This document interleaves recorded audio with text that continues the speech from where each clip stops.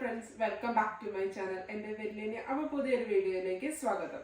അപ്പോൾ നമുക്ക് ഡ്യൂട്ടി ഒന്നുമില്ല, ഒരു ഓഫ് ഡേ ആയിരുന്നു. അപ്പോൾ ഇങ്ങനെ വെറുതെ ഇരുന്നപ്പോൾ ഒരു ഹോം ടൂറിന്റെ വീഡിയോ എടുക്കാമെന്ന് വിചാരിച്ചു. അപ്പം ഫസ്റ്റ് ഓഫ് ഓൾ നമ്മുടെ വീടെന്ന് വന്നിട്ടുണ്ടെങ്കിൽ ഫുള്ളി ഫർണിഷ്ഡ് ആയിട്ടുള്ളൊരു വീടല്ല. നമ്മളിപ്പോഴും ഫർണിച്ചേഴ്സ് സാധനങ്ങളൊക്കെ വാങ്ങിച്ചുകൊണ്ടിരിക്കുന്നുള്ളൂ. അപ്പം നമ്മളിങ്ങനെ റൂമിൽ കൂടെ ഒക്കെ നടക്കുമ്പോൾ അതിൻ്റെ ഒരു എംപ്റ്റിനെസ് കാണാൻ പറ്റും. അപ്പോൾ ഫസ്റ്റ് തന്നെ ഒരു ഡിസ്ക്ലൈമർ ഇട്ടതാണ്. അപ്പോൾ എന്തായാലും നമുക്ക് വീടൊക്കെ ഒന്ന് ചുറ്റി നടന്ന് കാണാം. അപ്പോൾ ഇതാണ് വീടിൻ്റെ ഔട്ടിൽ നിന്നുള്ള ലുക്ക്. പുറത്തുനിന്ന് കണ്ടിട്ടുണ്ടെങ്കിൽ ശരിക്കും പറഞ്ഞിട്ടുണ്ടെങ്കിൽ ഇപ്പോൾ ഒരു പ്രാന്താലയ ലുക്കാണ്. കാരണം എന്താണെന്ന് വെച്ചിട്ടുണ്ടെങ്കിൽ നമുക്ക് ഇവിടെ ഉണ്ടായിരുന്ന ഈ വിസ്തേരിയയുടെ സൈഡിൽ വെച്ചിരുന്ന ചെടിയുടെ ഇലയൊക്കെ കൊഴിഞ്ഞു പോയി വിൻ്റർ ആയതുകൊണ്ട്. അപ്പോൾ തിരിച്ചതിൽ പൂക്കളും ഇലകളൊക്കെ വന്നു കഴിയുമ്പം ഭംഗിയുണ്ടാവും. അപ്പോൾ നമ്മുടെ ഒരു ഡിറ്റാച്ച്ഡാണ്. അവിടെ നിന്ന് അടുത്ത വീട് തുടങ്ങാൻ കേട്ടോ. പക്ഷേ ഇവിടെ വെച്ചൊരു സെപ്പറേഷൻ ഉണ്ട്. അപ്പോൾ അവിടെ നിന്ന് നമ്മുടെ ഇങ്ങനെ നിൽക്കുന്നൊരു ഡിറ്റാച്ച്ഡ് ആയിട്ടുള്ള 3 BHK ഹൗസാണ് കേട്ടോ. അപ്പോൾ നമുക്ക് അകത്തേക്ക് കയറാം. നമ്മൾ ഈ വീട് വാങ്ങിച്ച് പിന്നെ അകത്ത് അധികം പണികളൊന്നും ചെയ്തിട്ടില്ല കേട്ടോ. എങ്ങനെ അവർ വീട് തന്നോ അതുപോലെയൊക്കെ തന്നെയാണ് ഇരിക്കുന്നത്. അതുകൊണ്ട് ഒരുപാട് പണികൾ ഇപ്പോഴും തീരാത്തതുണ്ട് കേട്ടോ. അപ്പോൾ കയറുമ്പോൾ തന്നെ വേണ്ടേ നമ്മുടെ ലെഫ്റ്റ് സൈഡിലേക്ക് ഒരു ക്ലോക്ക് റൂം എന്ന് പറയും, ഒരു ചെറിയൊരു ടോയ്ലറ്റാണ് കേട്ടോ ഇത്.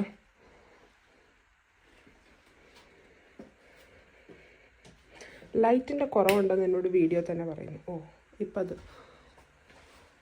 മാറിക്കിട്ടി. ഹലോ, റൈറ്റ് സൈഡിലേക്കുള്ള ഡോറ് കിച്ചണാണ് കേട്ടോ. അപ്പോൾ ഇതാണ് നമ്മുടെ കിച്ചൺ. വലിയ എസ്തെറ്റിക്സ് ഒന്നുമില്ല കേട്ടോ. എസ്തെറ്റിക്സ് ആക്കാൻ ഞാൻ ശ്രമിച്ചായിരുന്നു, പക്ഷേ ഇടയ്ക്ക് വെച്ച് നമ്മുടെ പൊക്കച്ച് കാറ്റായതുകൊണ്ട് എസ്തെറ്റിക് പരിപാടികളൊക്കെ നിർത്തി.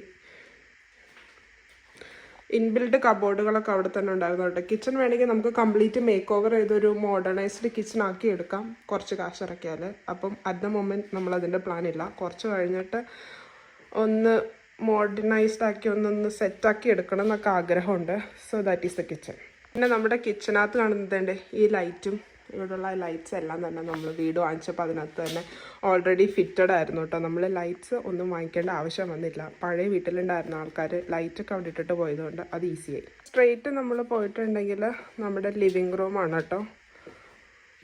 ലിവിങ് റൂമിൽ ഒരു ചെറിയ മിനുക്ക് പണികളൂടെ ഉള്ളൂ. ബാക്കിയെല്ലാം ഫിനിഷിങ് ആയതാണ് ഒരുമാതിരി ലിവിങ് റൂം. നമുക്ക് വേണ്ടേ ഈ മൂലക്കായിട്ടൊരു ബീൻ ബാഗും പിന്നെ ഒരു വലിയ പ്ലാന്റൊക്കെ വാങ്ങിച്ചു വെക്കണമെന്ന് ആഗ്രഹം ഉണ്ടായിരുന്നു. അങ്ങനെയൊക്കെയാണ് പ്ലാനിങ്ങുകൾ. ബാക്കിയൊക്കെ സെറ്റായതാണ്. അത് നമ്മുടെ ഫയർ പ്ലേസ് ആണ് കേട്ടോ. ഫയർ പ്ലേസ് ഞാൻ തുടക്കത്തിൽ വാങ്ങിച്ച സമയത്ത് ഒട്ടും യൂസ് ചെയ്യാത്തൊരു സാധനമായിരുന്നു. പക്ഷേ ഈയിടെയായിട്ട് തണുപ്പ് കൂടി കഴിയുമ്പോൾ ഫയർ പ്ലേസ്, അത് ഗ്യാസിൻ്റെ വർക്ക് ചെയ്ത ഫയർ പ്ലേസ് ആണ് കേട്ടോ. അത് ഫയർ പ്ലേസ് വർക്ക് ചെയ്യിച്ചിട്ടുണ്ടെങ്കിൽ ഒരു പ്രത്യേക വൈബാണ് നൈറ്റായി കഴിഞ്ഞിട്ടുണ്ടെങ്കിൽ. ഞാൻ നൈറ്റായി കഴിയുമ്പോൾ വേറൊരു വീഡിയോ കൂടെ കാണിച്ചു തരാം കേട്ടോ.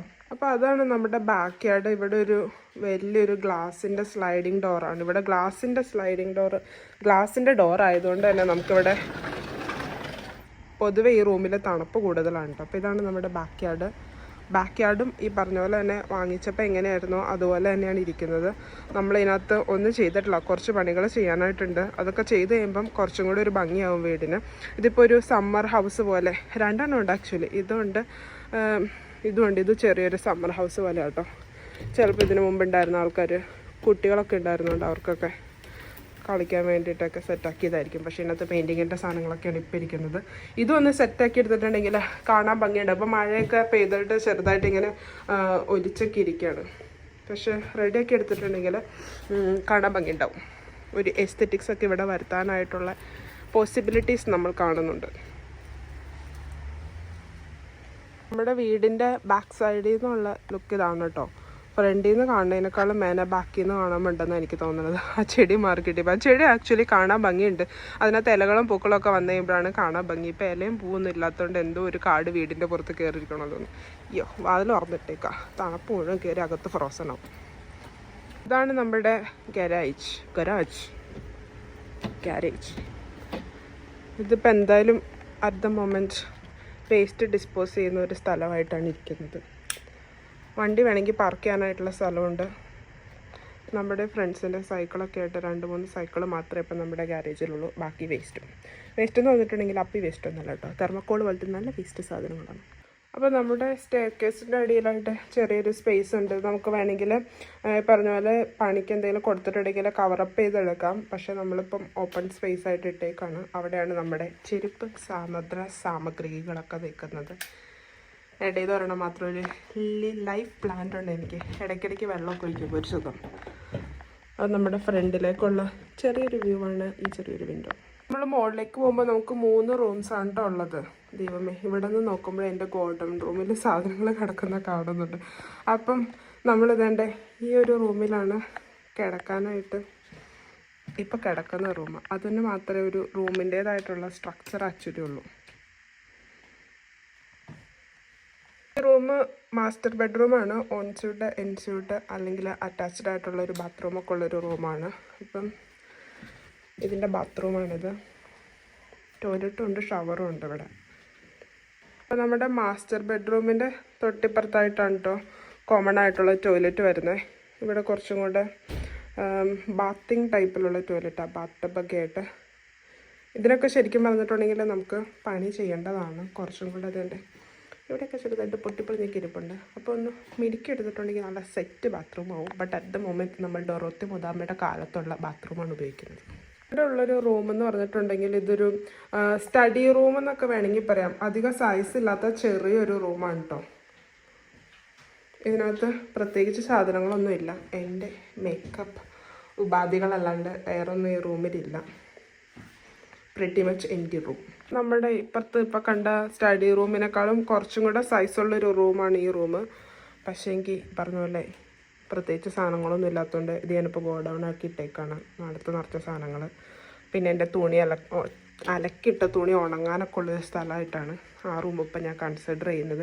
ഇത് ശരിക്കും പറഞ്ഞിട്ടുണ്ടെങ്കിൽ വീട് കുറച്ചും കൂടെ സെറ്റായി കഴിഞ്ഞിട്ട് ഒക്കെ വീഡിയോ എടുക്കണം എന്നായിരുന്നു എൻ്റെ ആഗ്രഹം. പക്ഷേ എങ്കിൽ അങ്ങനെ സെറ്റാവണമെങ്കിൽ അതൊരു ലോങ് ടേം പ്രോസസ്സാണെന്ന് മുമ്പിൽ കണ്ടിട്ടാണ് ഇപ്പോൾ ഒരു ചെറിയ വീഡിയോ എടുക്കാൻ തിരിച്ച്. അത് കഴിഞ്ഞിട്ട് പിന്നെ എല്ലാം സെറ്റായി കഴിഞ്ഞാൽ വേറൊരു വീഡിയോ കൂടെ എടുക്കുമ്പോൾ ഒരു കമ്പാരിസൺ വരുമല്ലോ. പിന്നെ നമ്മുടെ കിച്ചണിൻ്റെ അകത്ത് തന്നെയാണ് കേട്ടോ ഡൈനിങ് ഏരിയയും. ഈ ഒരു കോർണറിലായിട്ടാണ് ഡൈനിങ് ടേബിളും ഡൈനിങ് ഏരിയ നമുക്ക് സെറ്റ് ചെയ്യേണ്ടത്. അപ്പോൾ ടേബിളും ചെയറും ഒക്കെ ആയി കഴിയുമ്പം കിച്ചൺ കുറച്ചും കൂടെ ചെറുതാവും. ആക്ച്വലി കിച്ചൺ ചെറുതാണ്, പക്ഷെ ഇപ്പോൾ ഒരുപാട് എംപ്റ്റി സ്പേസ് ഉള്ള പോലെ തോന്നും. ഇതിനകത്ത് ആവശ്യത്തിന് ഫർണിച്ചേഴ്സ് വന്നു കഴിയുമ്പം ആ എംപ്റ്റിനെസ് അങ്ങോട്ട് കംപ്ലീറ്റ് ആവും.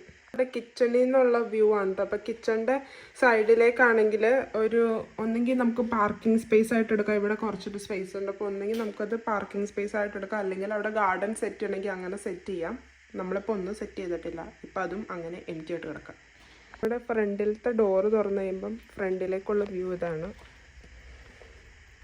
വേണ്ട ആ ടാറിട്ട പോർഷൻ്റെ അപ്പുറത്തെ അപ്പാപ്പൻ്റെ വീടാണ്. അപ്പുറത്ത് ഇവിടെ ഇങ്ങനെ